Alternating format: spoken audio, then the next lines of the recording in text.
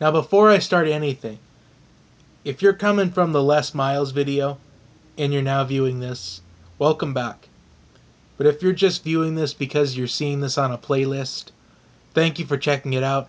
I really hope you give me a chance and you subscribe to my channel. As just recently I just hit the 400 subscriber mark, nobody thought that I would even make it this far. It's just so sad for those other people just to see me succeed even more and more. I'm not getting power hungry or anything just because of this. I'm just saying I'm doing way better than what everybody thought. Everyone thought that I would have quit already with only like maybe 50 subscribers. I honestly thought in myself that I wasn't getting enough views from last year, so I wouldn't do it ever again.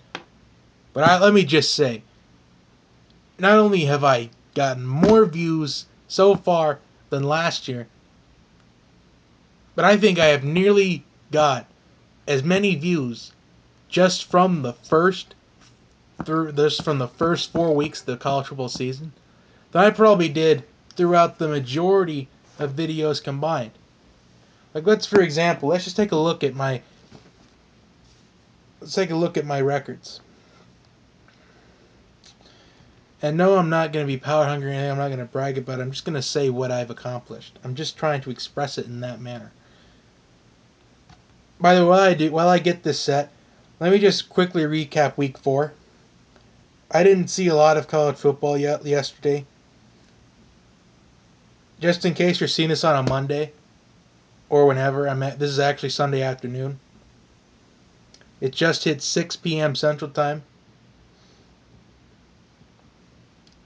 Just in case you're not watching this on a Sunday evening because you're watching the NFL, which is good and it's healthy for you. Football is healthy. At least it's just my opinion, but don't let someone say that football is stupid because it isn't.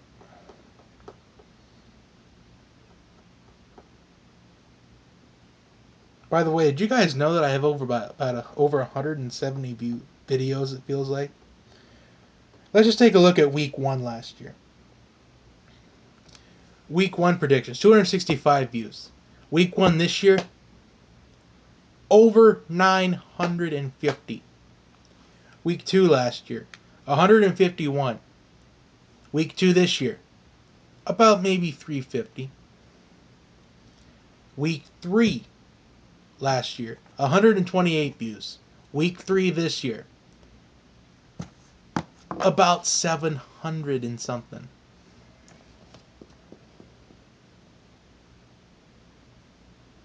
Yes, Week 3 predictions this year, 787 views. And last week, 583 views. And maybe kind of still counting because some of you might want to see how I actually did, even though I think I really did horrible. And if you're looking at the Les Miles video or haven't looked at it yet, I only have 5 views so far on it, but I think that's going to count. I think it's going to kind of go up when I share it like on Facebook and Twitter and everything, Instagram, all those wonderful social media websites. Social media is kind of wonderful at times, but other times, well, this is just another topic for another day. All right. Week 4 recap, really quickly. Tennessee overcoming a huge deficit against Florida to end that streak. The Monkeys off the back of Butch Jones in Tennessee as they can finally beat Florida. Tennessee has a huge win against Georgia, which we're going to preview pretty soon. But that second half of the Tennessee-Florida game, that is the Tennessee that many of us were expecting to see out of Tennessee this year. They mean struggling against Appalachian State, Virginia Tech for a little bit, and Ohio. I think the second half of the Tennessee game, I think if Tennessee can actually make it to the SEC championship game and possibly even win it,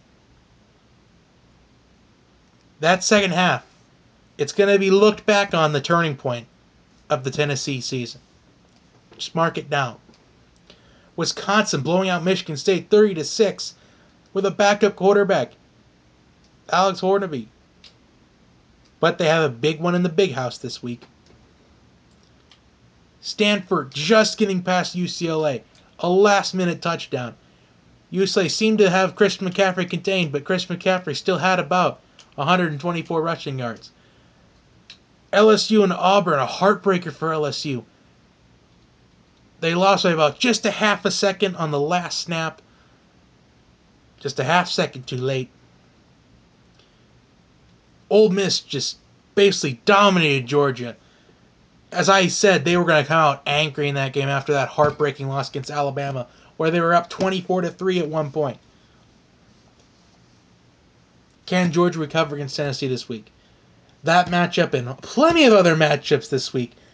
We got 10 more beautiful matchups to predict. These matchups are so great. Must wins for a lot of teams to still have a chance not only for the cultural playoff, for conference championship implications, and possibly for some teams even a bowl game. So let's get started with the Friday night matchup. I know I don't want to start off with one of these big matchups, but I have to since it's on Friday. Stanford versus Washington. Now Washington has been hyped up to be one of the Cinderella teams this year, although even some Cinderella teams have to lose sometimes. I like Stanford in this one. Basically the same thing every week. I think Christian McCaffrey will be the difference maker. That's honestly what I think. I just haven't seen enough out of Washington yet to see that they can be an elite team. They haven't really played anybody real yet. I mean, they've played Portland State. I just haven't seen enough out of Washington. And I think this could either be the start of a big turning point for Washington or kind of the downhill slide, just like what usual teams kind of go through. Because the Pac-12 is also a gauntlet, as well as the SC. But I like Stanford to win this one. Although it won't surprise me if Washington wins this one. There's just something in Washington's quarterback. There's just something, but I just don't know if I can pick Washington at this point. I like Stanford to win, though. Number 22, Texas and Oklahoma State. A huge matchup of the Big 12. Oklahoma State is looking to rebound after two tough losses to Central Michigan and Baylor. And I think Oklahoma State is going to recover in this game. I just think Texas, I think they still have the California loss on their minds. I think Oklahoma State is going to come out angry in this one and score a bunch of points. I think Oklahoma State is going to win with that offense, especially with Mason Rudolph. I like it to be the difference maker. I like Oklahoma State to win this one. North Carolina versus number 12 Florida State. This is a huge game for ACC conference rights. Theoretically, it is. I feel like it's a must-win for North Carolina because they cannot afford to fall behind the 8 ball this early. Although Florida State, they looked really well against South Florida. Dalvin Cook had a big game last week. And I like Florida State to win this one. I think it's going to be... I think Dalvin Cook is going to have a repeat performance. And I think Florida State's still angry about the humiliating loss against Louisville. So I think Florida State can come right back. Florida State can easily come back and get into the playoff. They're only number 12, and there's still a lot of football left to be played. It's only September. So they can easily come back. And I like Florida State to get a huge win against North Carolina this week. It may be a tough one, but I think they will get it done. All right, big match from the Big 12, Kansas State versus West Virginia. Kansas State's not as bad as what we think. They competed with Stanford really well, but they kind of lost it toward the end. And West Virginia looks like a really strong team early on in the year. But I'm going to pick West Virginia in this one. I just think that running game for West Virginia is going to be the huge difference in this one. Although Kansas State did a wonderful job of containing Christian McCaffrey. Although there were some plays that could have gone a little bit better, I just think the running game for West Virginia will be the difference in this one. I think it's going to be a huge ground attack for West Virginia as they're looking to beat these Wildcats. All right. Must win for both these teams in the Pac-12. Oregon and Washington State. Oregon coming off 2 heartbreaking losses to Nebraska and Colorado in back-to-back weeks. And Washington State they desperately need a win in order to have a chance for a bowl game. At least, again, my opinion. I think Luke Falk is a talented quarterback.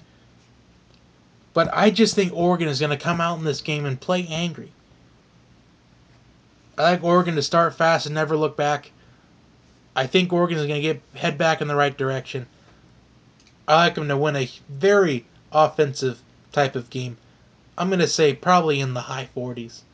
About 48-41. All right. Another must win in the Big 12 conference. Not only is Kansas State, West Virginia kind of a must win for both these teams, but Oklahoma and TCU. I want to pick TCU in this one. I just think TCU can win the game, but I have to pick Oklahoma. I just think Oklahoma. I think they're just really struggling to find their identity after the humiliating losses against Houston and Ohio State. I just think this is going to be the turning point for Oklahoma. I think they're going to get it in the right direction because they still have a chance to win the Big 12 because they can run the table and they need a little help. But I think this will be the turning point for the Sooners. I like them to get a huge win in the clutch against TCU. A big Pac-12 matchup, number 18 Utah versus California. Cal with a 10-point loss against Arizona State, trying to recover from that. And Utah just getting past USC. I have to pick California in this one for the upset. Utah is talented, especially that offensive line, but I just think that California, I think they can put some points on the board at home when they need to. We saw what they did against Texas. I think it's a repeat performance against Utah this time around. I like California to win this one. That is my upset pick. At least so far. Could I pick another upset? There is still 3 big games left, and these are the 3 biggest ones of the week. Number 11, Tennessee versus number 25, Georgia. Tennessee, is this win against Florida? Are they going to kind of have a mental hangover over this? And does Georgia still have a mental hangover after the humiliating loss against Ole Miss? So both these teams, could they be facing mental hangovers? I think this is going to be very interesting. I think it's going to be fought to the nail. I think it's going to be wire to wire from start to finish. But in the end, though, I like Jalen Hurd, Joshua Dobbs, and Tennessee to be the huge difference maker in the fourth quarter. I think Nick Chubb is going to put up some numbers for Georgia. I think Georgia's going to be really fighting hard in this one. I think it's going to kind of be back and forth, maybe defensive battle a little bit. But in the end, I like Tennessee to pull it off right in the end of the fourth quarter. It's going to be a great game from start to finish. I mean, if you have nothing to do at 2:30 on Saturday, turn to CBS to watch this game. Or you might be watching this one. Number 8 Wisconsin versus number 4 Michigan. Huge top 10 match from the Big Ten in the Big House. Could this be part 1 of Wisconsin versus Michigan? I mean, both these teams are undefeated in the top 10. Could this possibly be the Big Ten championship matchup? Could it be? Could it be? Although nobody really thought Wisconsin would be undefeated at this point. I mean, most people, myself included, thought they were going to lose to LSU in week 1. But they found ways to beat LSU. And nobody thought they would beat Michigan State either. Guilty as charged. I think this is going to be I think this, just like the Tennessee-Georgia game, this is going to be down in the trenches, just good old-fashioned Big Ten football, heavy defense, not maybe consistent offenses. I think Wisconsin is going to compete hard in this game. But in the end, I like Michigan to be the difference in this one. I think it's going to be that defensive Michigan that's going to step it up in the fourth quarter, toward the second half. In fact, don't be surprised if this is actually a low-scoring game. I could see this game being extremely low-scoring, maybe 14-10 or 17-14. I mean, don't expect a lot of points in this game. So your final matchup, the top 5 match, we saved the best one for last. Number 3 Louisville versus number 5 Clemson. The first top 5 match of the year, and boy is it going to be a good one. Prime time under the lights in Death Valley. Lamar Jackson, the front runner for the Heisman Trophy, and Deshaun Watson, a true Heisman contender, trying to lead Clemson back to the national championship game. Fueled by fire.